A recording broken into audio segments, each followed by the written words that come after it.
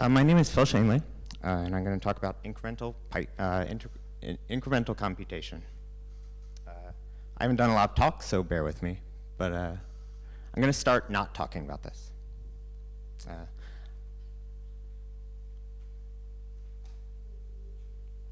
Technical difficulties. Okay. Very good. Okay, so I'm going to tell you a fake story about a fake app. And so I think you guys will maybe relate to this. I get this kind of thing happening to me all the time.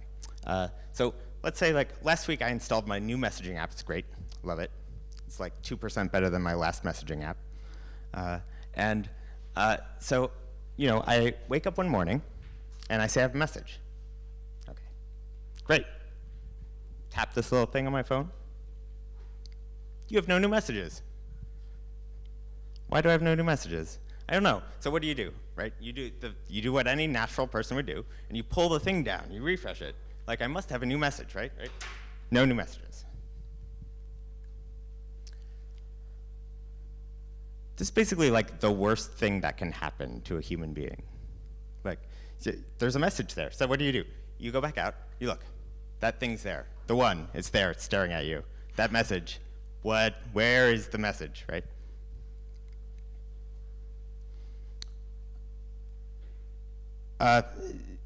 This happens a lot in a lot of different contexts.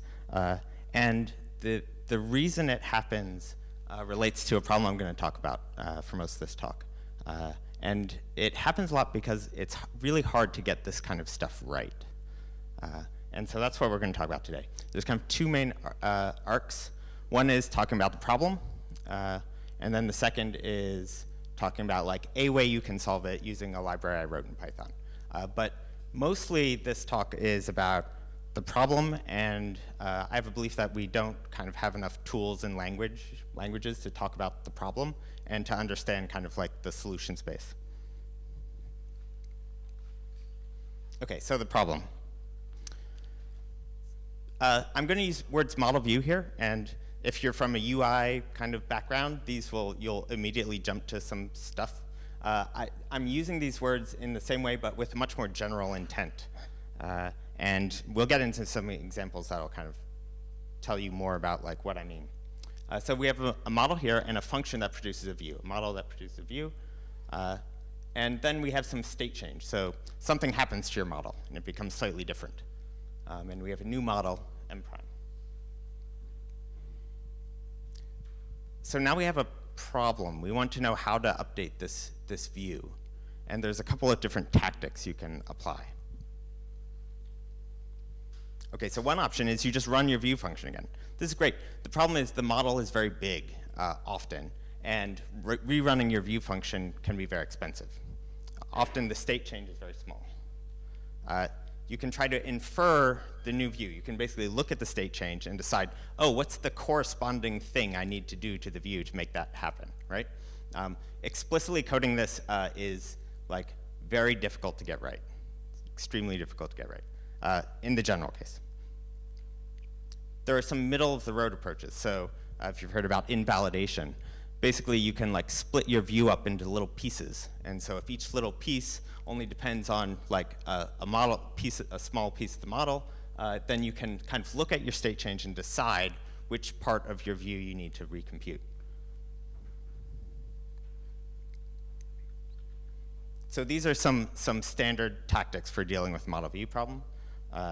And I'm going to talk about an incremental MapReduce, which not enough people talk about, which is a cool way to also solve this.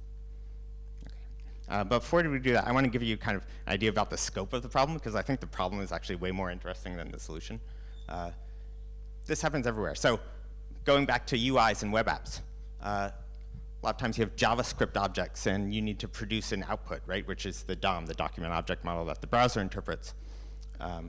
And back in the old school web development was all infer, right? So like you were, if you had a web form and you want to know whether the submit button should be enabled or disabled based on the content of the form, you would write lots of handlers on each like little component inside. Oh, now maybe with this change, maybe now the form is submittable. that was terrible. And so there's all these new JavaScript frameworks that work much more like the recompute side. You explicitly express a view function and then generate a DOM. If you've ever used something like React, it works exactly this way. React is pretty interesting, actually. You compute a virtual DOM, which is like just like the DOM but fake, and you compare it to the previous one, and then with that diff, you apply that diff to the actual DOM. And there's a reason you do that. You would think it would be slow, actually, but of course it's very fast. And the reason it's fast is underneath your application, the web browser has exactly the same problem. Okay, so browsers are all about taking the DOM, the document object model, and producing pixels. And so that you can think of your browser as a function that does that. And so it has to run arbitrary JavaScript code and like, oh, now the DOM has changed in these ways, and how do I update pixels? So there's, if you've been stuck in UI development for a while, you'll hear people talk about the dreaded reflow, which is basically you've changed something about the DOM, and it needs to like basically reflow the page, and it's very expensive. And so typically this is like a classic invalidate strategy where you're like, certain kinds of changes I can update in place, but certain other changes require me to just redo everything. Okay, under the browser, the desktop has exactly the same problem, right? So I've got these applications and they're in Windows, and the windows have pixels, but the windows might be overlaid on top of each other. And so when an application changes its pixels, how should I update the frame buffer, the actual display of the device? Typically, this is an infer because the problem is small enough that you can actually figure out exactly what you need to do to the data to make it work. Okay, enough with the front end. Let's look at the back end. So when you're developing an application, you've got some state in your database, and you respond to API requests. For the most part, we just always run against the database, right? Because it's easy. But you don't have to do that. And if you start to cache API responses, you can get something more like the invalidate situation. Martin Fowler has actually a famous quote that's like, there's two things that are hard in computer science. Naming things and cache invalidation.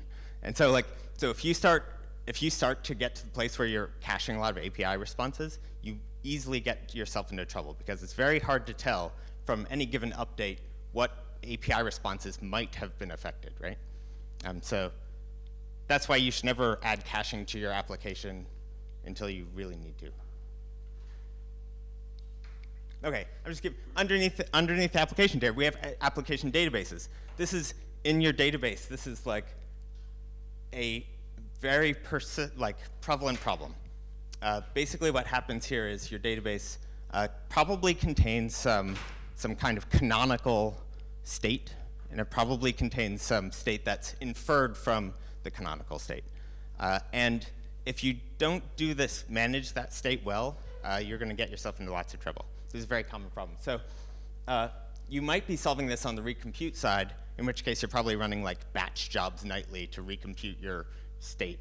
And if you're on the infer side, you're probably the guy that gave me that notification on my messages that I had one message, because you're trying to like infer what my count should be, and it's very difficult to do this correctly. Underneath your application is the database itself. And the database has the same problem. So the database has changes to database rows and it needs to update indices based on that data. Databases do the infer thing because they can spend lots of time and effort getting it right. It happens at hardware too. So there's in multiprocessing situations, you have CPUs that have caches on them, and the caches, L1 and L2 caches, cache RAM. And when a processor writes to a piece of RAM, other processors need to invalidate their L1 and L2 caches of that same location of memory if it's there. This is like one of the major challenges in getting hardware to work in multiprocessor environments. Okay, us as developers, we also have the same problem. We just, if you are unfortunate enough to work in like a statically typed language, you have to deal with this constantly. You just run the same thing. It's like you're running the same build over and over and over again with slight differences, right? But for the most part, we just rerun it. Same thing for tests. You just run those tests. My computer is so good at running my tests, it knows how to do it by heart, like, really. Okay. So enough about the problems. Let's talk about incremental MapReduce. This idea was not mine. It's pretty old. It actually, the first time I noticed it was in CouchDB. It had a system to do this. And basically the idea is, oh, you may be familiar with MapReduce from Google that does like distributed processing. I'm just talking about the very vanilla thing of you actually have a map and then a reduce. So you have a set of things, you apply a function to each thing, and then you apply functions to kind of pairs of those things until you have the one thing. Okay, so the idea of incremental MapReduce is you save all of the nodes of that computation tree. And when something changes, you only have to reevaluate the bits of that tree that have actually been affected.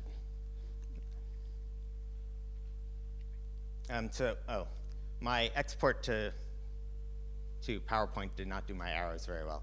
Okay, so this is just demoing the sum of a bunch of numbers. And so this is, all we're doing is adding 4 and 6 and 10 and 1 and 5 to get 6, and then 10 and 6 to get 16.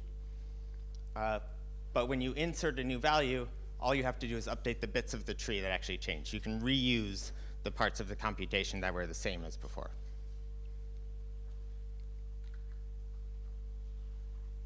So this is a little library I did that helps you do this in Python. And so just to show you some code, because I'm sure you want to see code, basically you just wrap your list in a kind of a thing called a viewable list. And viewable list has functions on it, map and reduce. And in this case, you can get away with just a reduce. So if you create a function which just adds 2 numbers, you just call reduce on this list, and you get 16. One thing about reduce functions is they have to be pure functional. So you cannot modify things or like print stuff or edit data. Everything has to be kind of, you have to write things in a pure functional way to get this to work.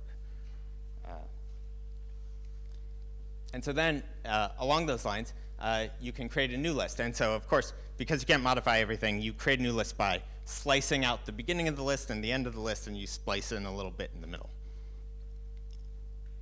And so then you can call reduce on this again, and you'll get an updated answer. Now, this isn't terribly interesting. It's very easy to add numbers. But this reduce here is those sliced bits are still retain their knowledge of their computation. So you are not reevaluating, in this case, like the 4 plus 6.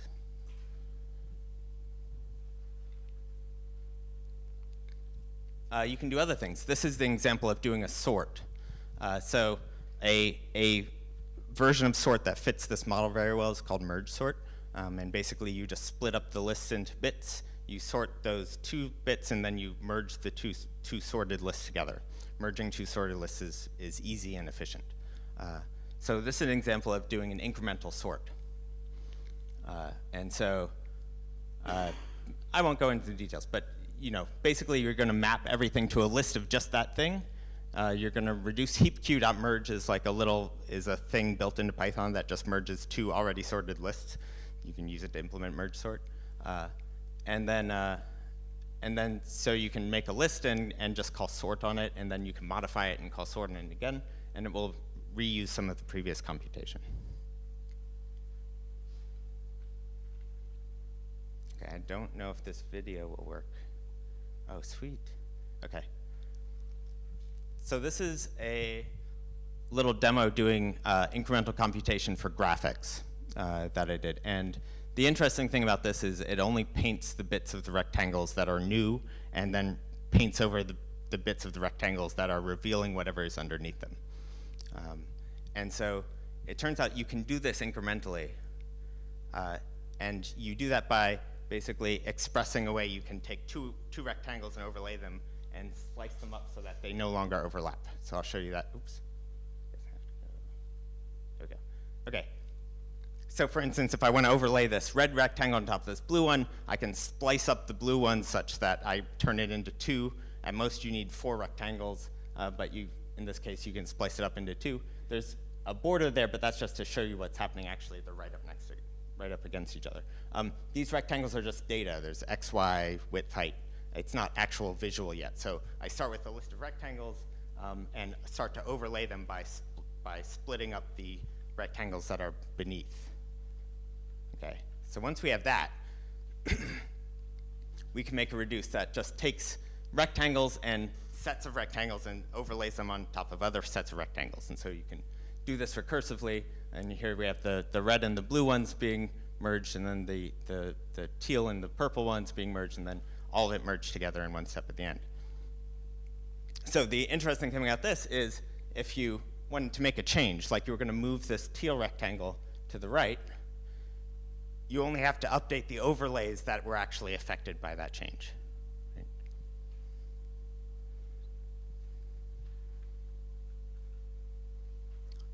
So to show you some things about like how you can like really get crazy with this, you can chain these MapReduces. So if you want to do a very complex thing, you can kind of, if in your one reduce you're producing more viewable lists and viewable dictionaries, which I haven't talked about, you can just continue to chain operations off of it. This is a little demo of, don't worry about the language, but it's a small, tiny compiler proof of concept. And basically what we have here is there's code, there's a main here.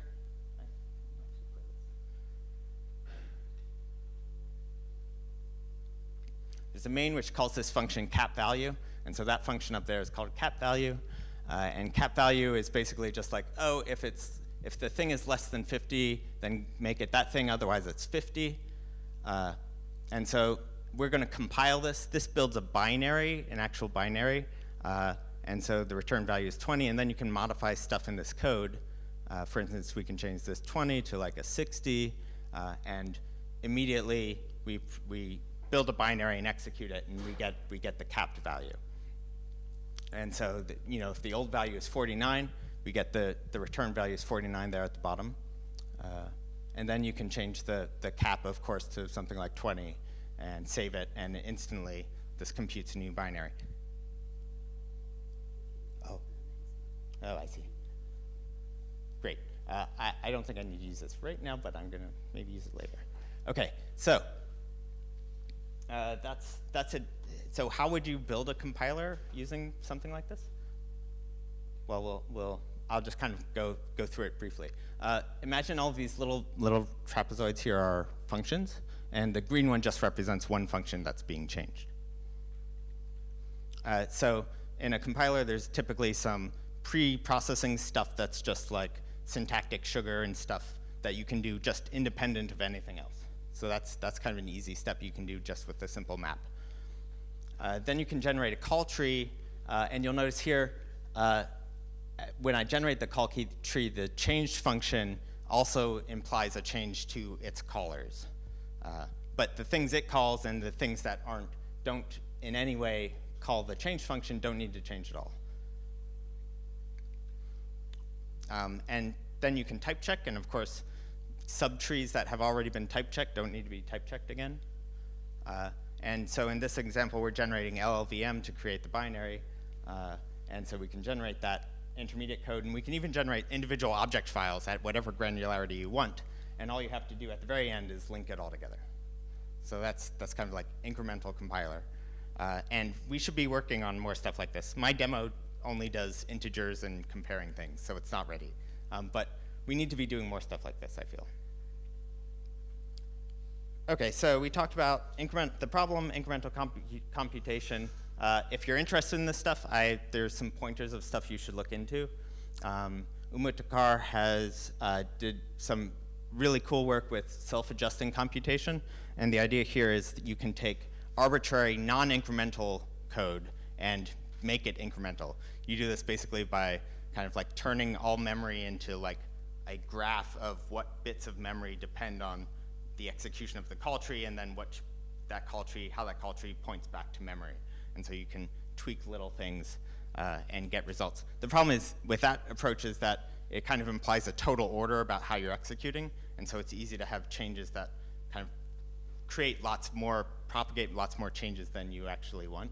And so Matthew A. Hammer has a project called Adaption, which actually has a Python version, but I think now it's deprecated, and he's working on the Rust one. But this one does stuff that's very similar to my library. So I recommend you look at that too. How are we doing on time? Are we good? What's my? Okay, great.